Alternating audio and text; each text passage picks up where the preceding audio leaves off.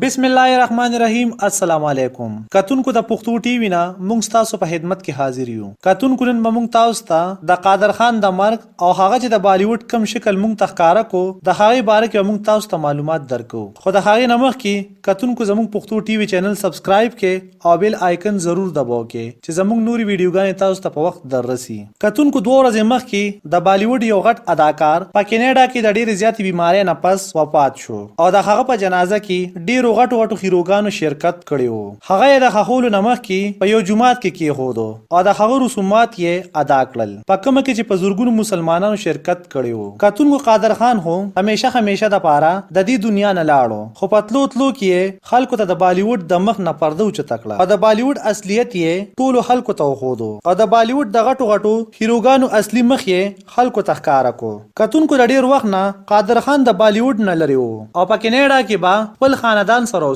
خو په بالیوډ انډستری کې د دومره وخت لري اوسېدو باوجود هم چا د هغه تپوس قدرې ونه کو بلکې هغه کسانو کوم چې هغه سره کار کړی وو خو هغه کسان کوم چې هغه هیروګان جوړ کړي وو هغوی هم هغه ته په ټیلیفون یو رنګ هم ونه کو او کله چې د همیشه دپاره د دې دنیا نه لاړو نو د هغې نه پس د بالیوډ هیروګان په خوش کې راغلل او په سوشل میډیا باندې د هغه دپاره جړاګانې شروع کړې خو بیا وخت د هغوی د لاسه تللی وو. کتونکو که چېرې موږ د ګوینده خبره وکړو نو په فلمي انډستری کې قادر خان او ګوینده یوځای په فلمونو کې ډیر زیات کار کړی وو او د هغوی جوړه په فلمي انډستری کې ډیره زیاته خوښېده او دوی به چې کله هم یوځای فلم جوړ کو نو هغه به ډیر زیات هټ کېدو. خو کتونکو کله چې په سوشل میډیا باندې د قادر خان د مر خبر راغی نو ګوینده د دې باره کې یو ټویټ وکړو او قادر خان سره ویستلی شوي یو زوړ تصویر یې شیر کو او ویې ویل چې قادر خان زما د پلار په شانتې وو. خو کله چې دا خبره د قادر خان زوی سرفراز خان ته ولګېده نو هغه ډایرکټ پریس کانفرنس وکړو او په هغه پریس کانفرنس کې د ګوینده چالاکي ټولې دنیا ته ښکاره کړه او ویې ویل چې زموږ پلار به موږ ته نصیحت کو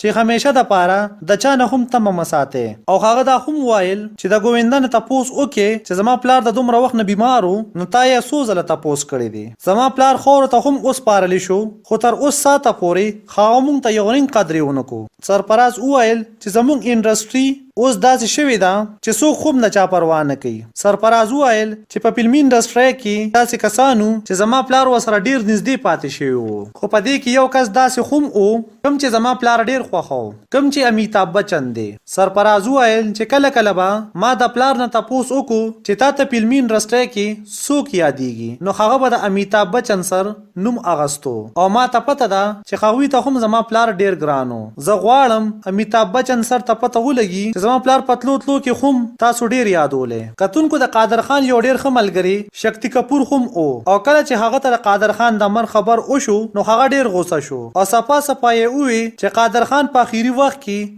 ډیر زیات یوازې پاتې شوی وو او دا ډیره د خفګان خبره ده چې هغه وخت چا هم د قادر خان مدد اونکو او اوس ټول د قصد اوښ کې بیي. کتونکو قادر خان په بالیوډ کې د 300 نه زیات فلمونو کې کار کړی وو او تقریبا د 250 فلمونو ډایلاګ او سکرپټونه یې په خپل لیکلي وو او په فلمي انډسټری کې یو ډیر غټ نوم او د هغه چې په فلمي انډسټری کې کوم امیدو نو هغه ته بالکل ملو نشو او پتلو کې هغه د بالیوډ اصلیت وښودو او دا یې خلکو ته وښودو چې تر څو پورې ستاسو نوم وي تر هغې پورې به خلک ستاسو عزت او خیال بم ساتي. کتونکو نورو داسې قسمې ویډیوګانو دپاره زموږ پښتو ټي وي چینل سبسکرایب کې او بیل آیکن ضرور دباو کې چې زموږ نوري ویډیوګانې تاسو ته په وخت دررسي.